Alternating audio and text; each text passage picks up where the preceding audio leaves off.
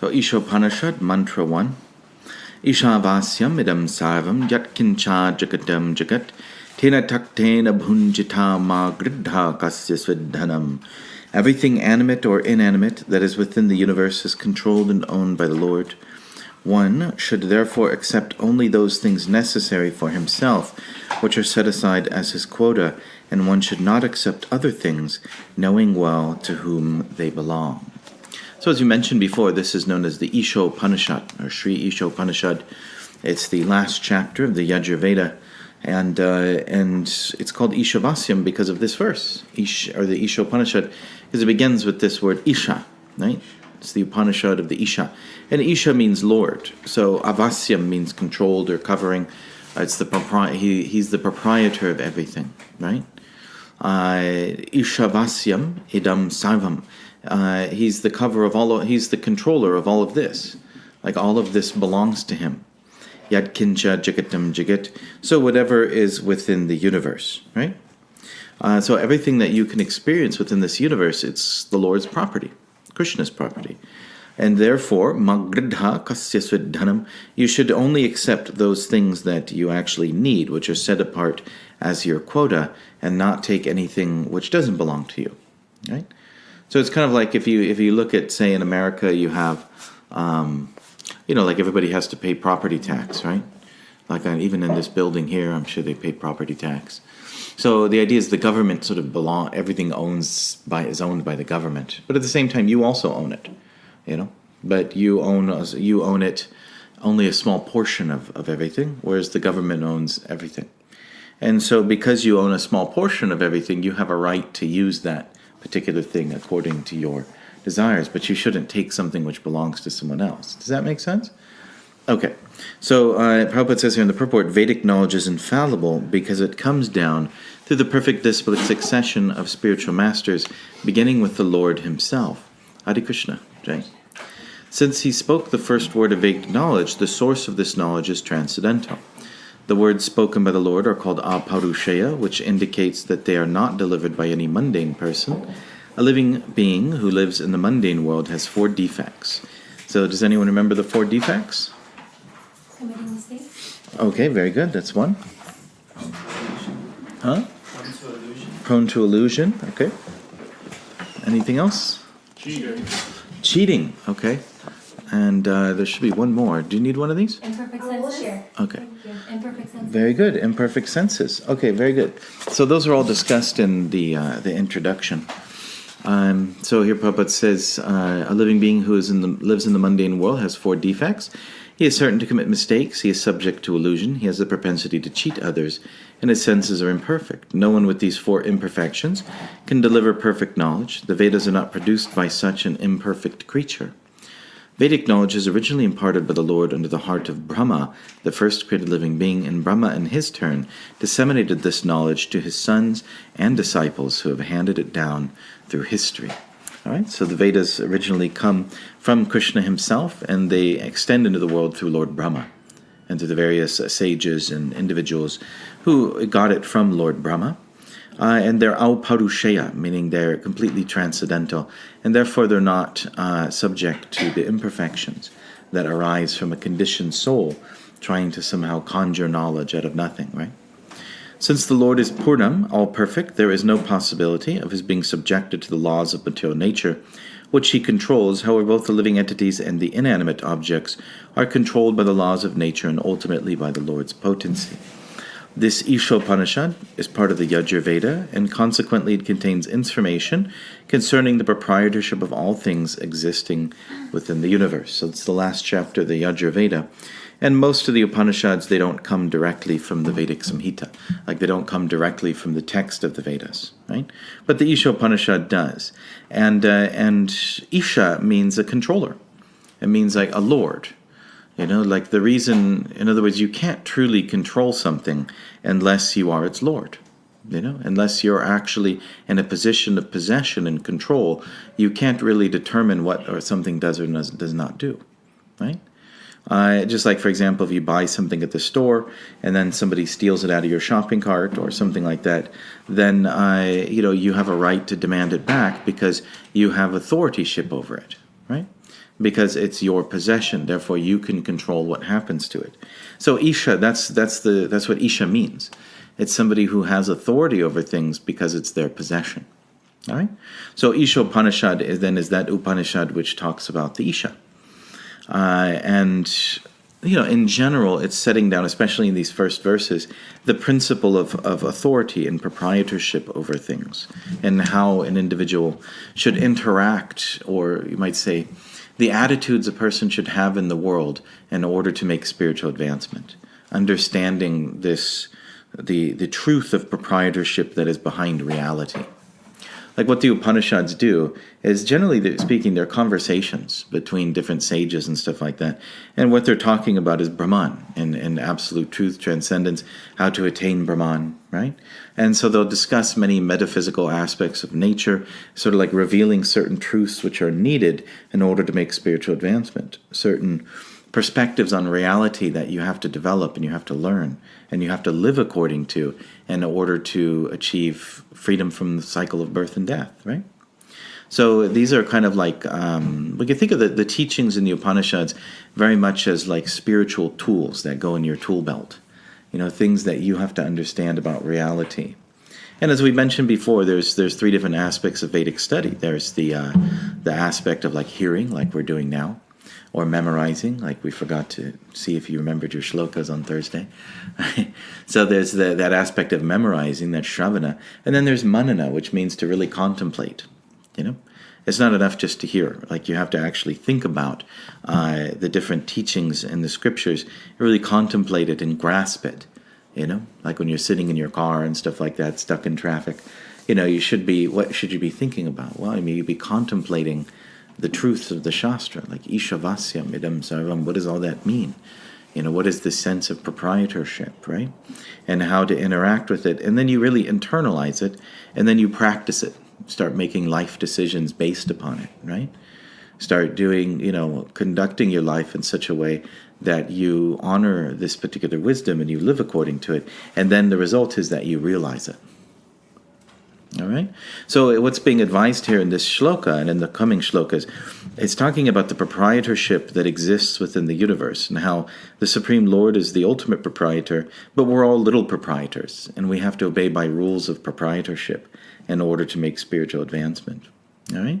So we really have to learn to respect the sort of like the position of Krishna's lordship over everything, and then we also have to respect everybody else's lordship.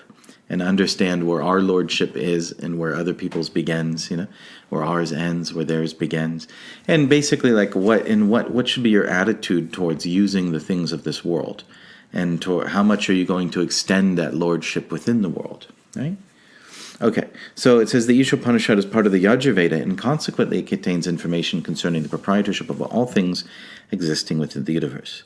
The Lord's proprietorship over everything within the universe is confirmed in the 7th chapter of the Bhagavad Gita, 7:4-5, where para and apara prakriti are discussed. So that's aparayamitastvamyam prakritim vidime padam jiva bhutam mahabaho yayedam dhariyate jagat. So Krishna mentions there that the jiva is the apara prakriti, or the higher energy of Krishna, or the spiritual energy, higher than matter, right? Whereas the material energy is bina prakritat ashtadha. It's his eightfold energy. It's made of the various elements, earth, air, fire, water, etc. But it's considered separate from him, He has his true spiritual nature, and then this physical matter is also Krishna, but it's also not Krishna. Like if you go like this, you're not punching Krishna, right? It's his energy. It is. You are in a sense punching Krishna, but really you're not, because it's a separate category. It's not quite the same as God himself, right? Like we don't worship matter as God. Like pantheism, or the idea people have of pantheism, is that matter is itself God, the world is God, and you worship and you bow down to the world, seeing it's a kind of manifestation of God. But according to the Bhagavad Gita, it's not, because there's that separateness. It's just an energy of God. It's not quite on the level of God spiritually, whereas we as a soul, we're on the level of God spiritually. We're pure sparks of spirit, and that spark is the same in quality as Krishna. We're made of the same stuff, right? Okay. So the elements of nature, earth, water, fire, air, ether, mind, intelligence, and ego all belong to the Lord's inferior material energy, apara prakriti, whereas the living being, the organic energy, is his superior energy, para prakriti. Both of these prakritis or energies are emanations from the Lord, and ultimately he is the controller of everything that exists. There's nothing in the universe that does not belong to either the para or the apara prakriti. Therefore, everything is the property of the Supreme Being.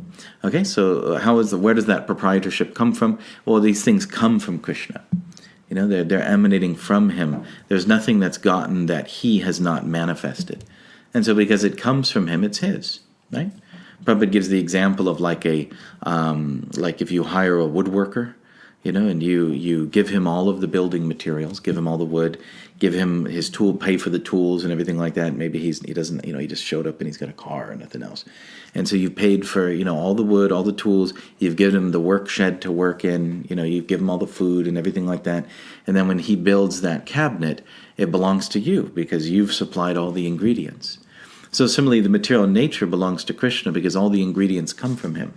Even the demigods like Lord Brahma and Lord Shiva, they're simply like the woodworker. They're taking the ingredients that are already there and then they're shaping them and transforming them into something. But the ingredients themselves come from Krishna. Okay? So even you belong to Krishna. Dun, dun, dun. Right? You're a para prakriti. You belong to him. You're actually his property. Now, he gives you freedom. You can do what you like, but you are emanating from him. Of course, it's not that we were created at a certain time. We're eternal. We're as old as God. Right? That's pretty amazing, So we're as old as God, but at the same time, just as Krishna is Navayavana, he's eternally young. So the soul is ever fresh. We're actually very young, even though we're eternal. Like we exist on the platform of eternity, beyond time. Time doesn't affect us. We're timeless as a soul. And of course, when we're in matter and immersed in matter, we experience time, and we experience age, and we experience all these things. But just as Krishna is completely beyond material energy, so are we, and yet we are his property, because we're an emanation from him, we're a part of him. Okay?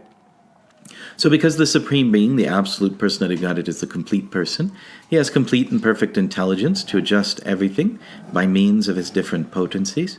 The Supreme Being is often compared to a fire, and everything organic and inorganic is compared to the heat and light of that fire. Just as fire distributes energy in the form of heat and light, the Lord displays his energy in different ways. He thus remains the ultimate controller, sustainer, and dictator of everything. He is the possessor of all potencies, the knower of everything, and the benefactor of everyone. He is full of inconceivable opulence, power, fame, beauty, knowledge, and renunciation. So if you're familiar with Shastra, then you can see Prabhupada's kind of quoting different verses here. Like everything in this paragraph, it's all referring to specific verses. Yeah, like what is the last verse of the 5th chapter? Does anyone know? Bhakti Ras, do you know? Mm-hmm.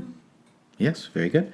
Sarva Loka Maheshwaram. So that's the verse Prabhupada's quoting here. And then he's also quoting the, I think it's from Parashara Muni, the definition of the word Bhagavan, right? The last sentence. That's what Bhagavan means. It means the one who possesses all of these bhagas, or opulences, which are power, fame, beauty, knowledge, renunciation.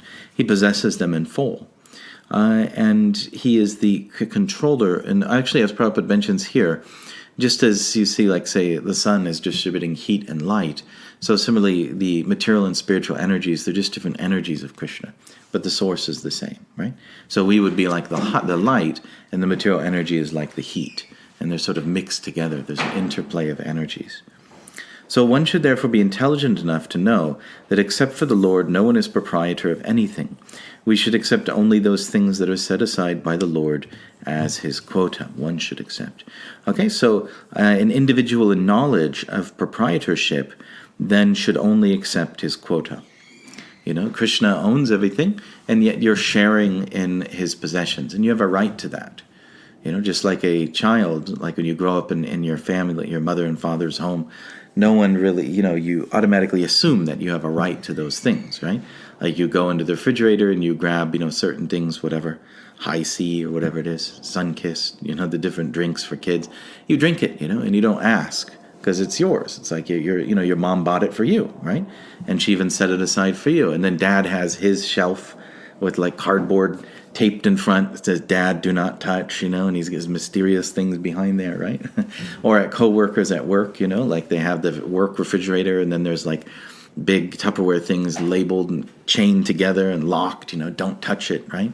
Don't take my cream for the coffee or whatever, So there's this sense in which there's certain things that your parents buy for you, and it's meant for you, and so you have the right to take it. Of course, you can't take everything, You have a certain amount which is allowed for you. Just like if you're in the office and someone buys donuts or something like that, and they leave, like there's 24 donuts there, and they leave them on the counter, and it's understood that they're for everybody, right? So it's okay for you to have one. But you have your quota. You can't take more than that. Like if you just take one whole box back to your desk, then you've exceeded your quota, right? So that's the idea, is the same with the Supreme Lord and the living entity, that we all have our particular quota, and it's understood how much is actually appropriate for us. Yeah? So that's the idea. Now, we'll talk a little bit more about like how do you determine what that quota is. The cow, for instance, gives milk, but he does not drink that milk. She does not drink that milk. She eats grass and straw, and her milk is designated as food for human beings. Such is the arrangement of the Lord. Thus we should be satisfied with those things he has kindly set aside for us, and we should always consider to whom those things we possess actually belong. Okay, so there's 2 points being made here. Is that one is that Krishna has designed human life to be lived in a certain way. There's a certain way in which you're supposed to use things, right? And that's part of this concept of using Krishna's property. It's just like if you borrow your sister's car or something, or you borrow your friend's car, you have to be really careful about everything, isn't it? Like if you borrow somebody's car, that's why people beat the hell out of the temple car, because they don't really see that it belongs to Krishna, right? They just use it in any way they like, run it into something and don't even just let the tail light hang off and just drive away or whatever. But if you're borrowing someone's car and you know that someone's watching over you, like if you borrow your sister or your brother's car, and you don't mess with the radio stations, you don't pull the seat back and forth, or if you pull it back, you got to pull it back exactly to where it was, right? Or you'll get in trouble, yeah. And so there's a certain way in which they want you to use it as well. They're letting you use it, but you have to use it in the right way, And part of that is recognizing always who it belongs to. Because as soon as you start forgetting this is my sister's car or something, that's when you start doing stupid stuff. That's when you start misusing it. And she's let you borrow it. Like one time I borrowed my sister's car. I guess I'm using this example. I borrowed my sister's car and I drove to a certain place and she let me borrow her bike or whatever. And I was taking it to go to like a bike path and drive along it. And so then, and it was a real nice car. It's like a super expensive car. And so then when I got back, I had also made like a side trip, maybe just like 5 miles away to visit actually like a mission, and I bought some jewelry and stuff from the mission. And then when I got back, I wasn't thinking, and I showed her. I said, oh yeah, and I also stopped by the mission. I bought this. It was like a beautiful rosary and stuff. And so I showed it to her, and she was like, she didn't think, she was like, oh, that's nice. But I could see in her eyes, it was like, you took my car like somewhere that I didn't say you could take it, right? Even though it wasn't some far thing or anything, but it was like, I lent you this, very nice car for this specific purpose, and then you used it in your own way, not according to the way that I said you could use it, right? And so she was a little angry about that. And so that's the way it is with Krishna as well, is that as long as we remember that it belongs to Krishna, and we always keep that in our mind, then we'll be careful, right? And we'll use it in the way that Krishna allowed us to use it. And we'll use it within those lines. We won't use it outside of those lines. So it's the same thing in how to use the human life in the way that Krishna has determined it. Well, he gives in Shastra a whole system, a whole culture, right, centered around the cow, is what Prabhupada's pointing out here. Like, that kind of cow-centered Vedic culture, that's basically how Krishna wants you to use his car. I've given you this human body. If you want to borrow it, that's fine. Just do it in this particular way. Use it for this particular purpose. Okay? So there's really this is an attitude of personalism. Recognizing proprietorship and keeping that in your thoughts, and then using it in a way that's in deference to Krishna. All right, it's a very practical thing. Vedic culture is very personal. Yeah, American culture is not personal; it's impersonal. They even say nothing personal, right? It's just business, and that's kind of what the culture of this country in many ways is, and not entirely. Like if you go out into the farmlands or whatever, people wave when you walk down the road and stuff. There's a little bit of an attempt to be Christian or something, but for the most part, like you go to New York or something like that, it's very much not personal. Right? They just run you literally just throw you into the curb and then not even like turn around to say sorry or anything. It's don't worry, you're not supposed to take it personal, right? So it's when you're dealing in modern society, it strips away the personalism because people see each other as objects. They see each other just as something you're either good or you're bad for my enjoyment. And you don't really have a personal existence behind it. Or if you do, that's your business. It's not my business, You could be a person with your family, but I'm just a stranger, We're just doing business here, right? So whereas with the more that you become spiritually knowledgeable about life, the more you understand the universe, the more personal it actually is. You see? It's not that things become stripped of their personhood. Rather, the more you know, the more you see personality behind everything. What to speak of the demigods, you see Krishna's personality. And the way that you interact with things also becomes personal. This is kind of the point we're coming to, is that like the interaction of things, like how you actually see the world and sort of interact on a fundamental knowledge level, is an acknowledging personhood all around you, right?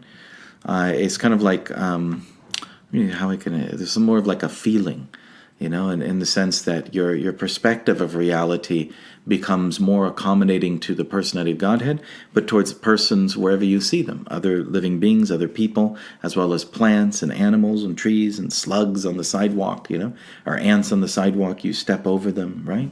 There's a sense in that the more knowledgeable you become, the more humble you become, and the more willing you are to interact with people or living beings as persons and interact with them on a personal level where you're actually giving yourself to them. Does that make sense? Rather than sort of stripping yourself.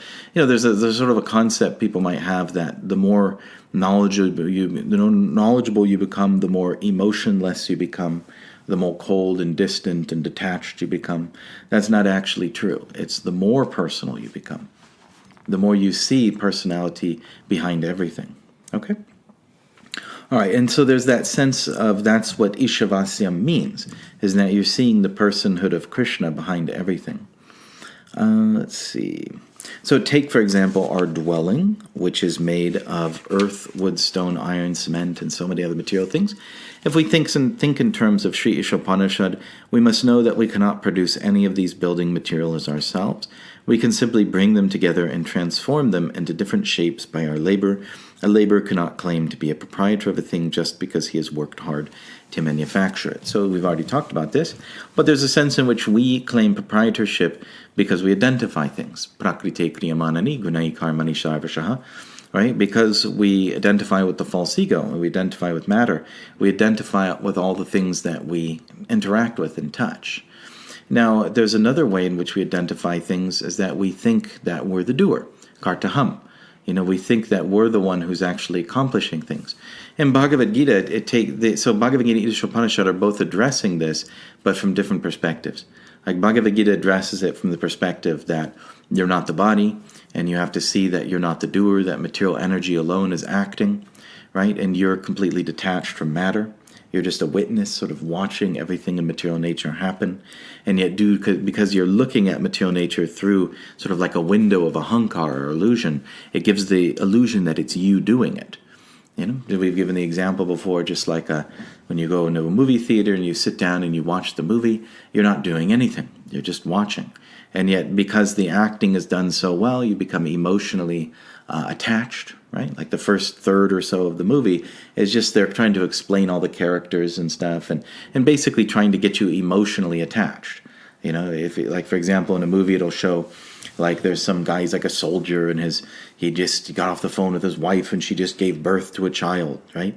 And he's going to die like pretty soon, right? So the idea is that why do they make this whole thing? Because they want you to feel emotionally attached. They want you to feel like you care for him and this and that.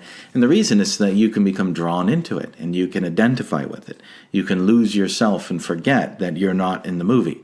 And basically your whole world just becomes the movie. And all your emotions and everything are dictated completely by what's going on screen. So that's like ahankar. You're being seduced into actually identifying with the movie, with your emotions. So simply the material energy, Maya, she creates, there's this element of ahankar where you identify with what's going on. Now the point being brought out here is by Isopanisad is that we also identify with matter because we feel that we're the ones actually doing things because it looks like we are. We're the ones that actually, like, say, build a house or something. We actually arrange and move around material nature, and then we feel like we've created something, and therefore we have proprietorship. Right? Like I just moved into this, I'm a what do you say, like a settler moving into, Utah or something 200 years ago in a wagon train, and there's nothing in this big field. It's just hundreds of acres of nothing. There's like a winding river going through and a few trees along the river. And then I took this and I turned it into a ranch. And I built a house with those trees, and I had generations of cows born, got up to 1,000 cows. Like I did all of this. I took it and I built it. But that's another allurement of ahankar, is that you don't acknowledge that everything was there before you got there, and that you're just taking those materials and then working with them. So, but they were already there. You essentially, you got a loan from Krishna, basically, and then you utilize that loan to sort of expand it. But you're not the ultimate proprietor. Does that make sense? Okay, so these are all kind of very subtle points as to what this particular verse means. Let's take a look here. Prabhupada says, in modern society, there's always a great quarrel between the laborers and the capitalists. This quarrel has taken an international shape and the world is in danger. So this is written during the Cold War. Men face one another in enmity and snarl just like cats and dogs. Sri Isopanisad cannot give advice to the cats and dogs, but it can deliver the message of Godhead to man. To the bona fide acharyas, holy teachers, the human race should take the Vedic wisdom of Sri Isopanisad and not quarrel over material possessions. One must be satisfied with whatever privileges are given to him by the mercy of the Lord. There can be no peace if the communists or capitalists or any other party claims proprietorship over the resources of nature, which are entirely the property of the Lord. The capitalists cannot curb the communists simply by political maneuvering, nor can the communists defeat the capitalists simply by fighting for stolen bread. If they do not recognize the proprietorship of the Supreme Personality Godhead, all the property they claim to be their own is stolen. All right, so you have basically what's being said here is that the different isms of the world, economic or political, they're just like thieves fighting over property which doesn't belong to them, right? In other words, like the true ism, according to the Vedic Shastra, is to first of all recognize the proprietorship of the Lord. And so because these different isms, like communism, capitalism, they don't do that, it's just like a bunch of thieves fighting over some stolen property. Like you get a bunch of guys, they stole some cars or something, car stereos, and then they're there, and they're talking about dividing it all up honestly, which is the best way to divide it up. And each has their moral idea of why theirs is the best way. But you're not actually recognizing the proprietorship of the Lord. And therefore there's a certain flaw. And that flaw manifests as later on as quarrel and fighting. Because if you recognize that it all belongs to Krishna, then it changes your whole idea, your whole attitude of how it should be used. Right? Like, say, for example, imagine if everyone in the world, and I don't mean to say like it's some utopian idea, but imagine if everyone in the world understood first and foremost that everything belongs to God. And then they would try to use it to help each other. It's like a very humble attitude. Instead of trying to somehow expand it by greed and collect as much as possible, or trying to sort of like artificially distribute it, thinking the state is the proprietor. Rather, everyone just sees that everything belongs to God, and I just take what little I need. And then whatever you need, I'm happy to help you. Like even countries, imagine if countries did this, right? Like imagine if America said, okay, we have a certain amount of expenditure and, we've satisfied that. We're like, of course, we're trillions of dollars in debt, so I don't know if that would happen. But imagine if the country was somehow not in debt and it was just like, okay, we have an expenditure. Let's see who needs help. Maybe Mexico needs help or something. And you just start trying to take care of everyone with whatever you have because you recognize it doesn't belong to you. It belongs to Krishna. So that's kind of the mood of this sort of system of economics, is that really, first of all, you recognize it belongs to Krishna. You're not driven by greed. You're not trying to take more than you need. But at the same time, you recognize that what you've accumulated more than your needs, then you try to help people. Like you try to support. You have a sort of a responsibility to care for others, recognizing that that's what Krishna's provided for all of us. Does that make sense? Now, it's not like a forced socialism where the government comes and takes all your money and forcibly redistributes it. All right, which is kind of like, the certain countries or certain ideas that go around today, they have this idea. But rather that individuals, they are cultured enough and they feel they have a moral obligation to try to help others and care for others that need it, because they're also Krishna's children, It's just like if you have like your brother or sister is starving, and has no money, and say you have lots and lots of money, like an overabundance of money, then you try to help them, there's no question, you just go there and whatever they need, you just try to take care of them because you have more. And then in the future, maybe they have more, and then they'll take care of you, you know what I mean? But it really comes from the understanding that it's not yours.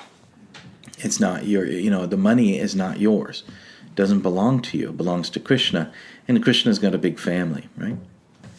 So it's more of like a moral, altruistic sense of people taking care of each other. So consequently, they will be liable to punishment by the laws of nature, nuclear bombs in the hands of both communists and capitalists. If both do not recognize the proprietorship of the Supreme Lord, it is certain that these bombs will ultimately ruin both parties. Thus, in order to save themselves and bring peace to the world, both parties must follow the instructions of Sri Isopanisad.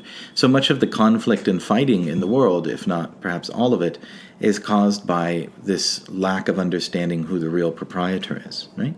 People are fighting over Krishna's property. All right? Any questions about that? So that's the essential, in other words, from this just this one verse of Isopanisad, you can extrapolate spiritual principles, like your attitude towards the world and how you should interact with your possessions and the possessions of others, and the attitude you have to make spiritual advancement. But then there's also on a universal level, it has very positive effects for society. Right? Like this is the proper attitude society should have, otherwise it descends into conflict and fighting. Basically, everyone share their food and stuff. Everyone share everything, and recognize the proprietorship of Krishna. Right? Isn't there that Bob Marley song, like "No Woman, No Cry"? Remember he says like they're sitting in a entrenched town, right, in the ghetto, and then he's saying like let Jah provide the bread, and then you take that bread, and even though he doesn't have very much, he'll share it with you. And he's describing like he lived in this environment and it was very peaceful. Of course, it was a ghetto, so it's probably not too peaceful. Trench town is like very dangerous. But this attitude of loving affection and sharing whatever little you have with the people around you, that's like a very sweet memory he had, right? So that's the kind of mood that Isopanisad is really explaining. That you let God provide the bread, right? And you recognize that he's given it to you and he's the proprietor. And then you take what little you need and then share it and give it to others, right? Okay. Let's see. So, and this will bring peace to the world. So it's just not only on an individual level, but on a collective level, right? Countries and nations should share and help each other, and recognize the proprietorship of God. So human beings are not meant to quarrel like cats and dogs. They must be intelligent enough to realize the importance and aim of human life. The Vedic literature is meant for humanity and not for cats and dogs. Cats and dogs can kill other animals for food without incurring sin, but if a man kills an animal for the satisfaction of his uncontrolled taste buds, he is responsible for breaking the laws of nature. Consequently, he must be punished. The standard of life for human beings cannot be applied to animals. The tiger does not eat rice or wheat or drink cow's milk, because he has been given food in the shape of animal flesh. Among the many animals and birds, some are vegetarian and others are carnivorous, but none of them transgress the laws of nature, which have been ordained by the will of the Lord. Animals, birds, reptiles, and other lower life forms strictly adhere to the laws of nature. Therefore, there's no question of sin for them, nor the Vedic instructions meant for them. Human life alone is a life of responsibility. Okay, so as far as using it according to Krishna's rules, then the human being is supposed to be vegetarian, more specifically Krishnatarian. Right? You're supposed to take vegetarian foodstuffs and then offer them in sacrifice. Right? You acknowledge the proprietorship of Krishna. That's why you're offering them. You offer them with devotion. It's not just, Krishna, it's yours, first, hurry up and finish, so I could take my portion. No, you're really offering it with devotion, but in doing that, you're also acknowledging the proprietorship of Krishna. And then by doing it along with eating only vegetarian foodstuffs, you're acknowledging that this life, this human form of life, is given to you, and you're living it according to the rules Krishna established for it. Right? So it's kind of a deep, we just think, okay, I got something to offer. Hurry up and finish. We just like do it so many times a day, we don't even care, whatever. But there's some deep things going on, First of all, we're recognizing proprietorship of Krishna, right? We're offering with devotion. And then we're also recognizing that we as human beings have to live our life according to the rules Krishna gives for the human form of life. So it's really quite a pious, devoted thing to do, just by eating, Sometimes we take these things for granted. And Prabhupada mentions here that animals, the Shastra is not for animals, right? In other words, what really distinguishes a human being from an animal is the following of Shastra, because the human life has free will, and therefore Krishna gives Shastra for human beings. You can either choose to follow it or not to follow it. Right? But animals, they don't follow it, They don't really have a choice. They're just sort of bound by their conditioned nature, and they follow that conditioned nature, and they don't really have the opportunity to choose otherwise. Whereas human beings, we have the opportunity to choose otherwise. Right? We have a certain conditioned nature, and then the Shastra advises us to do something, and we have the freedom to choose to do it or not. Does that make sense? So if you just void that choice and just ignore it, then you're basically living, and you're reducing yourself to the same condition that animals live in. It's like basically your free will is what distinguishes you from a human and an animal. So we should utilize that free will, and Prabhupada mentions here, like, you have the tigers and stuff like that. Like, basically they eat according to their nature, for them foodstuff is animals. But even like with a tiger, even their foodstuff is very minimal. Like tigers, it's can someone close the door, please? There's like it's a lot of noise.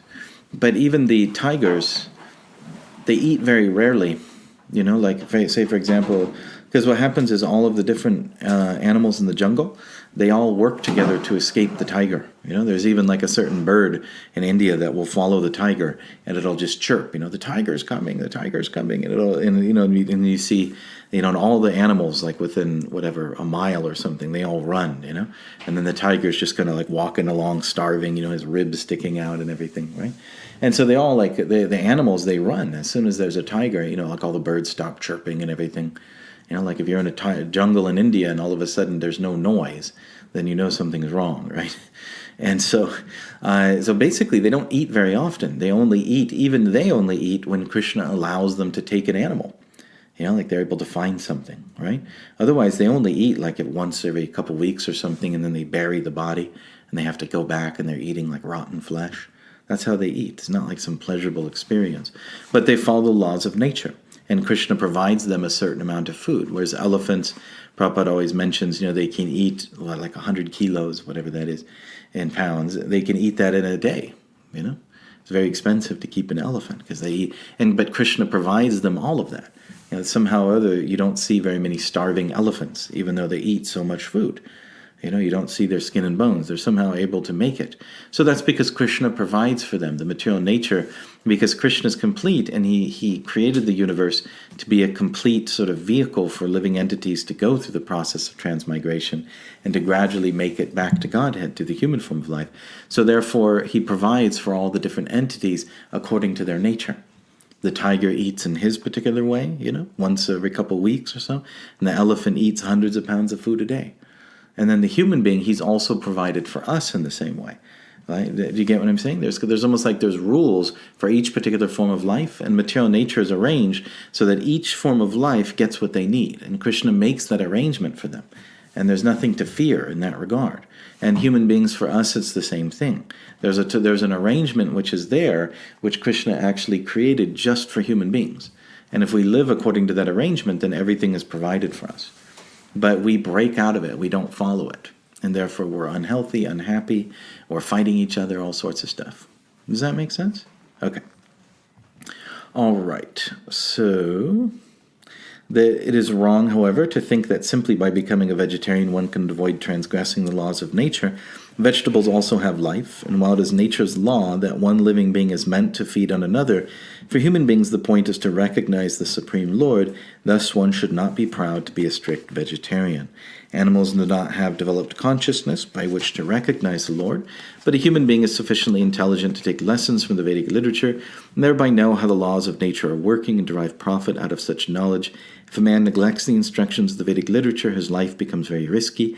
A human being is therefore required to recognize the authority of the Supreme Lord and become his devotee. He must offer everything for the Lord's service and partake only of the remnants of food offered to the Lord. This will enable him to discharge his duty properly. Okay, so Prabhupada here mentioned for the second time intelligence. So this is also tied into the nectar of instruction, like the first verse, that or second verse. So atyahara payashastra bhajalpa niyamagraha. So atyahara means like overeating or over collecting, right? And the point is that Prabhupada makes in that section is that it's really a misuse of intelligence. That human beings, we have an intelligence, that's our tool, right? Like the tiger has claws, it has, the bird has its wings. Every animal has some specific gift, some sense, which it emphasizes. So for us, that's our intelligence. And so we're supposed to use it for studying the absolute truth, understanding what is the purpose of life, basically leaving behind material nature and leaving the material existence, right? And attaining the absolute truth. That's really what our intelligence is for. That's why we've been given it.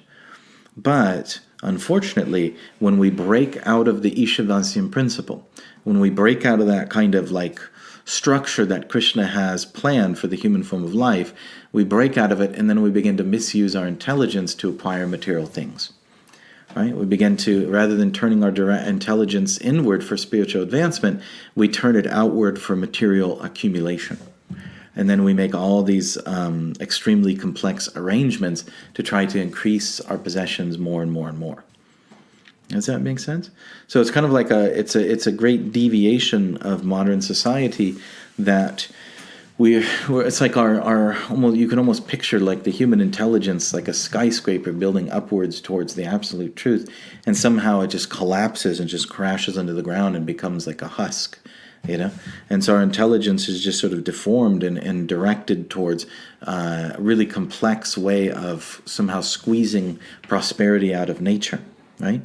And somehow or other accumulating more and more and more and living in a very unnatural condition. Does that make sense? So it's almost like it's like a perversity of the human form of life to use intelligence simply for material accumulation. Okay? Let's see. So it says, he must offer everything for the Lord's service and partake only the remnants of food offered to the Lord. This will enable him to discharge his duty properly. In the Bhagavad Gita 9.26, the Lord directly states that he accepts vegetarian food from the hands of a pure devotee. Therefore, a human being should not only become a strict vegetarian, but should also become a devotee of the Lord, offer the Lord all his food, and then partake of such prasadam, or the mercy of God. Only those who act in this way can properly discharge the duties of human life. Those who do not offer their food to the Lord eat nothing but sin and subject themselves to various types of distress, which are the results of sin. The root of sin is deliberate disobedience of the laws of nature through disregarding the proprietorship of the Lord. Disobeying the laws of nature or the order of the Lord bring ruin to a human being. Conversely, one who is sober, who knows the laws of nature, and who is not influenced by unnecessary attachment or aversion, is sure to be recognized by the Lord and thus become eligible to go back home, back to Godhead, back to God and back to the eternal home. Okay, so, the Ishavasian principle is not only important on a personal level, but on a social level and on a spiritual level. But also, there's the sense, you can see that in ancient cultures, for example, ancient India or many civilizations throughout the world, it's not that they were less intelligent, right? Like growing up in modern society, we tend to think that because we have tablets and phones and all these different things, laptops, that somehow we're more advanced, We've become much more intelligent than our forefathers. Or we have airplanes and can travel anywhere in the world within 24 hours. There's no part of the world practically which is off limits. You could travel anywhere, you can go anywhere. There's comforts which our ancestors couldn't imagine. There's electricity, which allows us to control heat and cold within our homes, right? There's so many different things that we've developed, different medicines and stuff, which, it's certainly advancement materially, but it's a symptom of directing our intelligence towards material nature. Whereas if you look at, say, in ancient India, have a bunch of rishis sitting on the side of the Ganges or Saraswati studying the Shastras and chanting. They're not less intelligent. They're not somehow savages or something. They're actually more intelligent. It's just that they chose not to direct their intelligence into developing all the material things. It's like a fall down for the soul, and ultimately because they understand the purpose of the human form of life. Actually, the example is given, Prabhupada gave an example of like a yogi who, you know what a kopan is, right? It's like the yogi's underwear. So he's hanging his underwear out to dry, after bathing or something. And then a little mouse comes along, and the mouse starts chewing the kopan. And so, he's kind of swatting away the mouse. He gets a little agitated. So he tries to solve the mouse problem by getting a cat. And then the cat, the cat gets rid of the mouse, but the cat needs milk. So then he solves the cat problem by getting the cow. Right? And then the cow needs all sorts of things, right? And the cow needs a house and all this. So he gets married and gets a whole house and everything like that. And, and then it goes on increasing and increasing. And he has to live by a village. And, there's so many different things. It can go on eternally. So the sort of the Vedic wisdom is just tolerate the mouse, So there's really not that much, the life is full of suffering. There's all sorts of miseries and difficulties. But the more that you simplify things and the less energy mentally that you put into solving those problems, the more you can put it into spiritual advancement, which is a higher priority. And generally with these problems, if you can solve them very intelligently in the simplest way possible, then don't become entangled, Whereas the modern concept is, just totally forget about spiritual life altogether and just direct your intelligence towards trying to somehow make the material world as comfortable and happy as possible. But it doesn't work because that's not what the material world's built for. Right? Like the material world is built within its very bones, within its structure, as suffering. It's just part of existence. And there's nothing that you can do about it, And so, you may build a giant house out of material energy to try to stop the suffering, but the house is made of suffering. It's there within the very bricks. So there's nothing that you can do to escape it. So, obviously, we use, modern technology has created wondrous ways of creating comfort, especially, like even this light that we're using now, right? So there's so many different things that avail us, but we have to ask, is it worth the cost of the whole entire society that has to be created to create it, right? So, imagine the cost of the environment or whatever, all the mining for elements and all these different things. It's like it requires practically the whole modern human society just to create this light bulb and to create everything that's there. So is that a worthy distraction from spiritual life for human society? Or is it better just to use a ghee lamp?